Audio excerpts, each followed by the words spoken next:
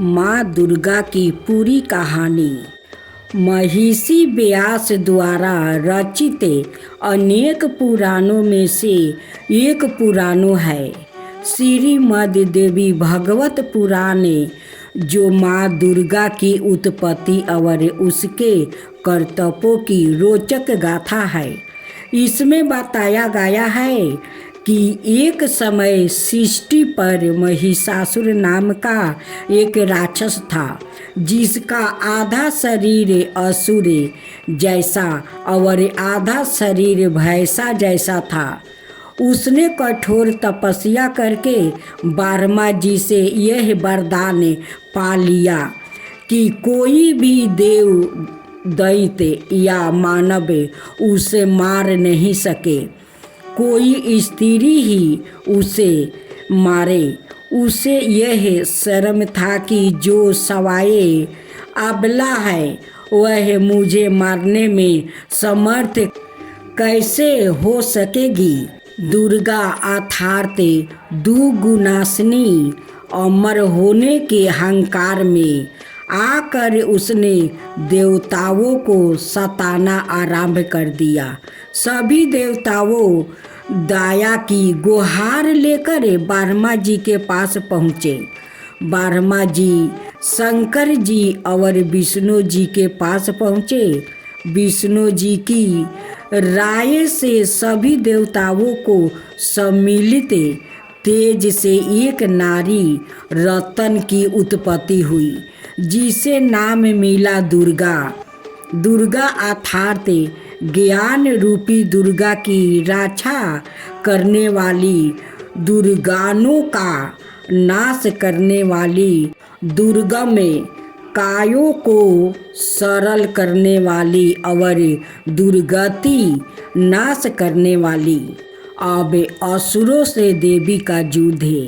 सभी देवताओं ने देवी को अलग अलग अस्त्र शस्त्र प्रदान किया और आभूषणों से भी आलोकित किया। जब वो सज धज कर विराजमान हुई तो त्रिलोकी को मधुर करने वाले उनके दिव्य दर्शन पाकर देवताओं उनकी स्तुति करने में वो संग्रह हो गया।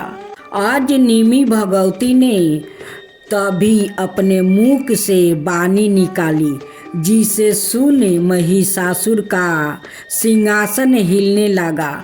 उसने अपने असुर साथियों को इस आवाज का पता लगाने भेजा। जब उन असुरों ने बताया कि यह आवाज एक सुंदरी देवी की है, तो उसने विवाह का प्रस्ताव देकर अपने असुरों को देवी के पास भेज दिया। देवी के विवाह से माना करने पर उन्होंने देवी से युद्ध किया और मारे गए। वह असुर देवी को महिषासुर की सेवा करने के लिए वो मनाते रहे, उसके रूप की महिमा करते रहे, परंतु माना कर दिया। देवी ने एक एक कर उन सभी को मौत के घाट उतार दिया। अब देवी की कर्तव्य की यादगार नवरात्रि। इसके बाद महिषासुर सवाए आए और देवी के साथ बड़ी लोभावनी बातें करने लगा, परंतु देवी ने उसे युद्ध के लिए ललकारा और वह भी मारा गया।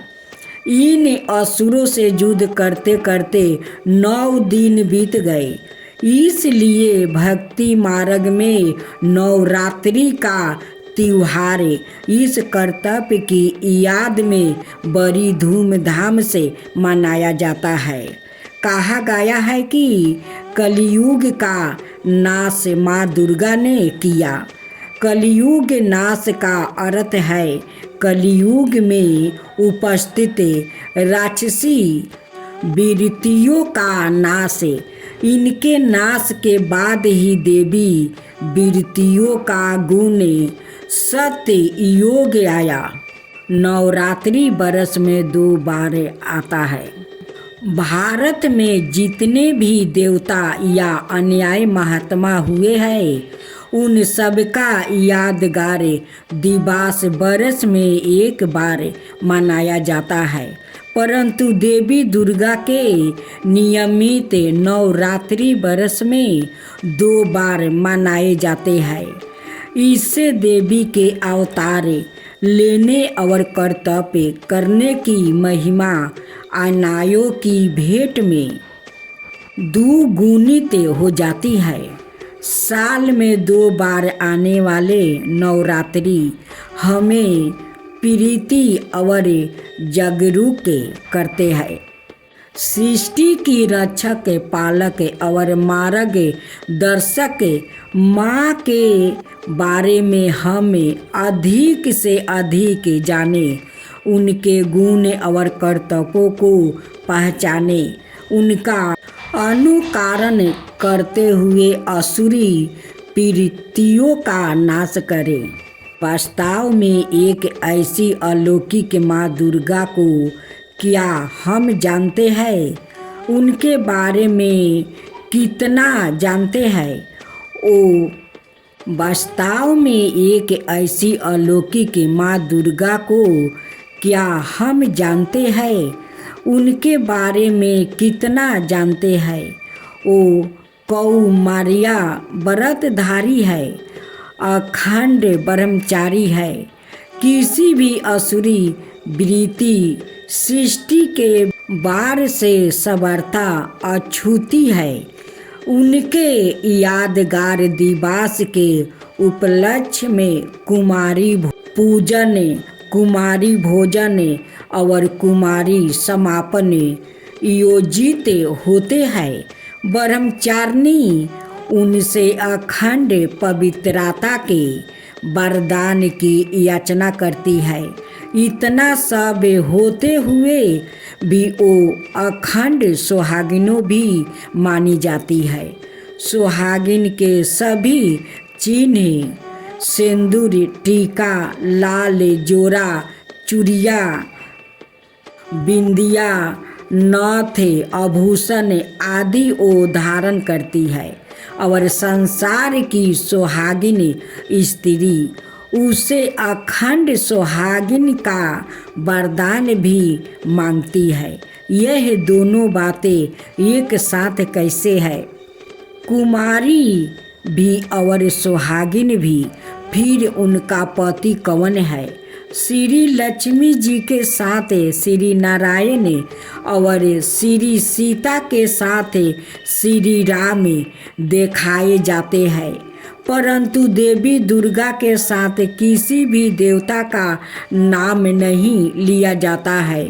मंदिर में भी वो शेर पर सवार नित्यानंद अकेली और चित्रा में भी ऐसी ही चित्रत की जाती है। उनकी शादी कब और किसके साथ हुई इसका भी कोई वृत्तांत पढ़ने को नहीं मिलता है। तो इस गूढ़ पहेली का उत्तर क्या है? कोई एक साथ कुंवारी भी और सुहागिन भी कैसे हो सकती है? इस गूढ़ राज को समझने के लिए बहुत शुद्ध दिव्या और एक ग्रह बुद्धि की जरूरत है। काल चक्र घूमते घूमते सतयुग, तेराता योग, द्वार पर योग को पार करते करते जब कलयुग के अंत में आ पहुँचता है तो सृष्टि में अनेक प्रकार की असुरी वृत्तियाँ बढ़ चुकी होती है। इसके कारण हाहाकार करती मानवता किसी ऐश्वर्या शक्ति की बाट जोहने लगती है। तब परम दयालु कृपालु भक्त बस्तले करुणामय दाता दिल वाले भगवान शिव इस धरती पर एक साधारण मानवीय तन में अवतारित होते हैं और उनको नाम देते हैं पिता श्री ब्रह्मा।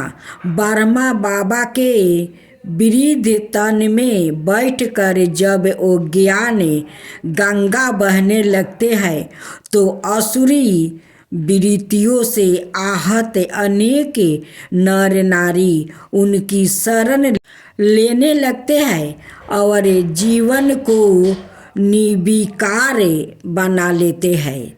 उनमें भी माताएं और कन्याएं अधिक लगन से इस कार्य में संलग्न हो जाती है। कन्या आजीवन ब्रह्मचारी व्रत की दृढ़ प्रतिज्ञा लेकर भगवान शिव को ही अपना पति मानकर उन पर निछावर हो जाती है। विकारों से आच्छादित कलियुग रूपी घोर रात्रि में यह कन्या काम क्रोध आदि असुरों को संसार से समाप्त करने और शांति प्रेम भाईचारा स्थापना करने में निरंतर युद्धरत रहती है। इसका परिणाम निकलता है सतयुग रूपी सूर्योदय। इस प्रकार चंड चेतन सहित सारा संसार इनकी जय जयकारा करता है और अगली चतुर्युगी में 12वां की रात्रि में इनके इस संगम योगी कर्तव्य की महिमा दुर्गा और अन्य देवियों के रूप में गाई जाती है। यह ब्रह्म कुमारी कन्या जो अपनी सबर लौकिक पहचान मिटा करे आत्म रूप स्वीकार करे विश्वा सेवा में रत हो जाती है। अखंड ब्रह्मचारिणी भी है परंतु साथ साथ कालों के काल महाकाल शिव का वरण करके अखंड सौभाग्यपति और सुहागिनी भाग्य का दान करने वाली भी मानी जाती है। चौकी दुर्गा इन्हीं के संगम योगी कर्तव्यों की यादगार है, इसलिए उसे कुंवारी भी और सुहागिन भी दिखाया जाता है। मासिक दुर्गा अष्टमी का महत्व। दुर्गा अष्टमी का व्रत को आध्यात्म के लाभ प्राप्ति करने के लिए और देवी दुर्गा का आशीर्वाद प्राप्ति करने के लिए किया जाता है। दुर्गा शब्द का अर्थ होता है अपराजित और जो किसी से भी कभी पराजित या हारना नहीं हो उसको अपराजित कहते हैं। और अष्टमी का अर्थात होता है 8वां दिन। इस अष्टमी के दिन महिषासुर नाम का राक्षस पर देवी दुर्गा ने वो जीत हासिल की थी। हिंदू पौराणिक कथा के अनुसार इस दिन देवी ने अपने भयानक और रुद्रा रूप को धारण किया था, इसलिए इस दिन को देवी भद्रा काली के रूप में भी जाना जाता है। इस दिन का महत्व इसलिए और बढ़ जाता है क्योंकि इस दिन दुष्ट और क्रूर राक्षसों को उन्होंने मार कर सारे ब्रह्मांड को भय मुक्त किया था। साथ ही यह माना जाता है कि इस दिन जो भी पूरी भक्ति और श्रद्धा से पूर्ण संपूर्ण के साथ दुर्गा अष्टमी का व्रत करता है उसके जीवन में खुशी और अच्छे भाग्य का आगमन होता है। दुर्गा अष्टमी का महत्व इसलिए ज़्यादा बढ़ जाता है क्योंकि इस दिन देवी भक्तों पर अपनी विशेष कृपा की बरसात करती है। इस दिन देवी माँ आदि शक्ति जगदम्बे का विधि विधान से पूजा अर्चना और उपवास करने वाले भक्तों को जीवन में दिव्या संरक्षण समृद्धि व्यापार में लाभ विकास फलता और शांति की प्राप्ति होती है। घर में खुशहाली और धन आता है।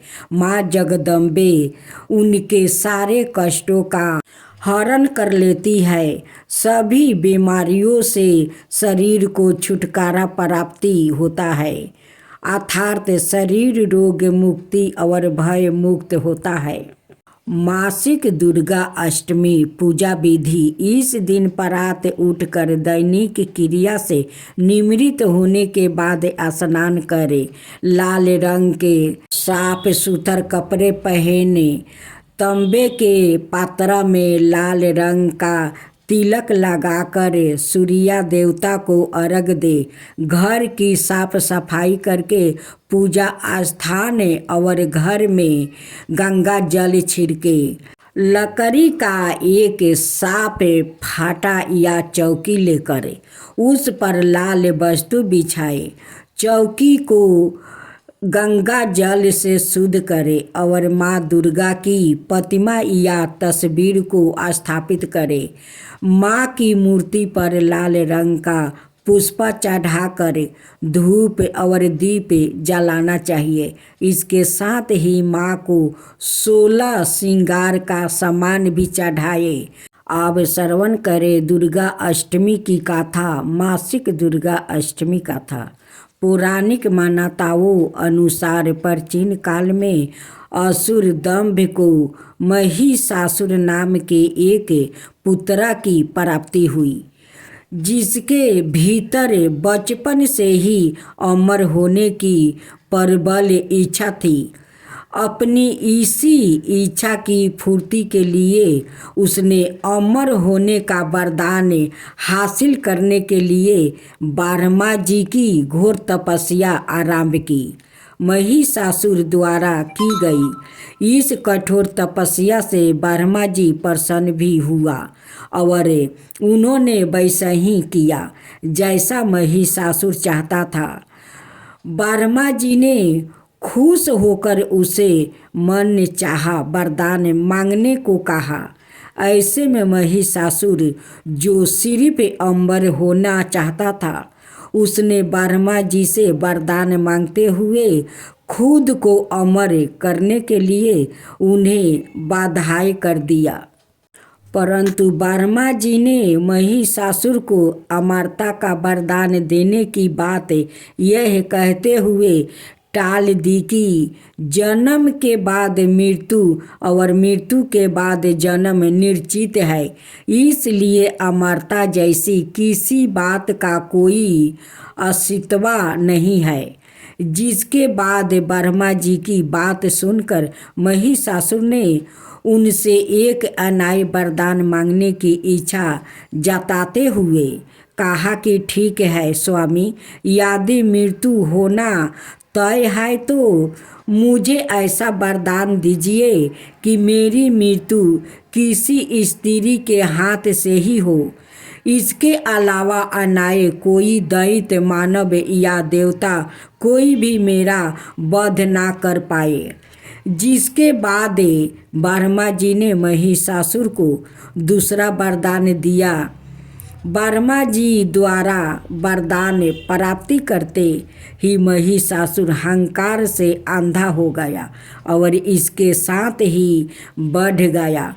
उसका अन्याय मौत के भय से मुक्ति होकर उसने अपनी सेना के साथ पृथ्वी लोक पर आक्रमण कर दिया, जिसे धरती चारों तरफ से तराही माँ होने लगी। उसके बल के आगे समस्त जीवों और प्राणियों को नतमस्तक होना ही पड़ा। जिसके बाद पृथ्वी पर पाताल को अपने अधीन करने के बाद अहंकारी महिषासुर ने इंद्रलोक पर भी आक्रमण कर दिया, जिसमें उन्होंने इंद्र देव को पराजित कर स्वर्ग पर कब्जा कर लिया। महिषासुर से परेशान होकर सभी देवी देवता त्रिदेव महादेव ब्रह्मा और विष्णु के पास सहायता मांगने पहुँचे। इस पर विष्णु जी ने उसके अंत के लिए देवी शक्ति के निर्माण की सलाह दी, जिसके बाद सभी देवताओं ने मिलकर देवी शक्ति को सहायता के लिए पुकारा। और इस पुकार को सुनकर सभी देवताओं के शरीर में से निकले तेज ने एक अत्यंत खूबसूरत सुंदरी का निर्माण किया। उसी तेज से निकली माँ आदि शक्ति, जिसके रूप और तेज से सभी देवता भी आश्चर्यचकित हो गए। त्रिदेवों की मदद से निमिरित हुए देवी दुर्गा को हिमवन ने सवारी के लिए सिंह दिया और इसी प्रकार वहाँ मौजूद सभी देवताओं ने भी माँ को अपने एक एक अस्त्र शस्त्र सौंपे और इस तरह स्वर्ग में देवी दुर्गा को इस समस्या हेतु तैयार किया गया। माना जाता है कि देवी का अत्यंत सुंदर रूप देखकर महिषासुर उनके प्रति बहुत आकर्षित होने लगा और उसने अपने एक दूत के जरिए देवी के पास विवाह का प्रस्ताव तक पहुंचाया। हंकारी महिषासुर की इस ओछी हरकत ने देवी भगवती को अत्यधिक क्रोधित कर दिया, जिसके बाद ही माँ ने महिषासुर को युद्ध के लिए ललकारा।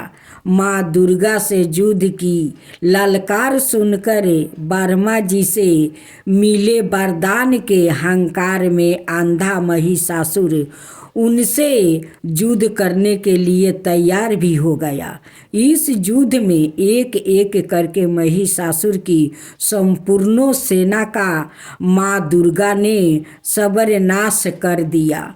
इस दौरान माना यह भी जाता है कि ये युद्ध पूरे 9 दिनों तक चला, जिस दौरान असुरों के सम्राट महिषासुर ने विभिन्न रूप धरकर देवी को छलने की कई बार कोशिश की, लेकिन उसकी सभी कोशिशें आखिरकार नाकाम रही और देवी भगवती ने अपने चक्र से इस युद्ध में महिषासुर का सिर काटते हुए उसका वध कर दिया।